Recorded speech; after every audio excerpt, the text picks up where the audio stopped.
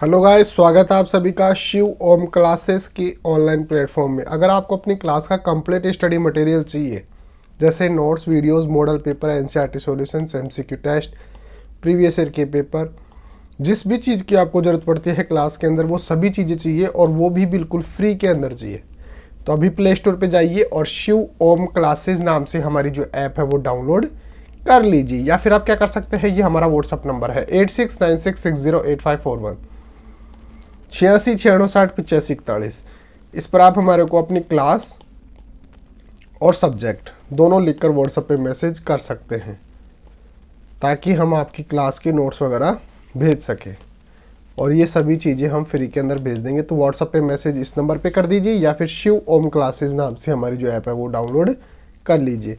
अब आगे बढ़ते हैं। हम मुहावरे देख रहे थे, तो अगला मुहावरा है अंधेरे घर का उजाला होना। अंधेरे घर का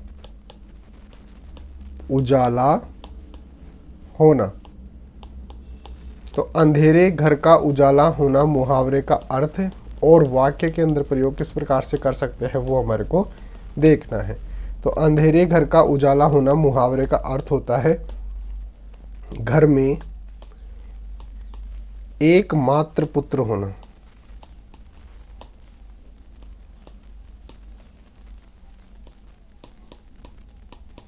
या फिर एकमात्र सहारा होना।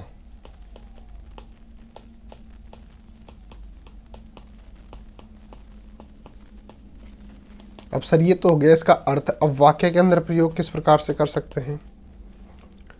वाक्य के अंदर लिख सकते हैं कि राहुल जो है वो किसी घर के अंदर एकमात्र पुत्र है या फिर एकमात्र सहारा है, उन माता पिता के और कोई संतान नहीं है। तो राहुल क्या हो गया? उस अंधेरे घर का उजाला हो गया। इसको संदर्भ लिखकर हम वाक्य लिखेंगे। तो हम बोल देंगे राहुल अंधेरे घर का उजाला है। यानी कि राहुल जो है वो एकमात्र पुत्र है, अपनी संतान, अपने माता पिता के एकमात्र संतान है। तो घर अंधेरे घर का उजाला होना मुहावरे का अर्थ क्या हो गया? घर में एकमात्र पुत्र होना या एकमात्र सहारा होना। वाक्य क्या लिख सकते हैं? राहुल अंधेरे घर का उजाला है। तो इस प्रकार से हम इसका वाक्य में अर्थ और वाक्य दोनों लिख सकते हैं। तो बने रहिए शिव ओम क्लासेस के ऑनलाइन प्लेटफॉर्म के साथ।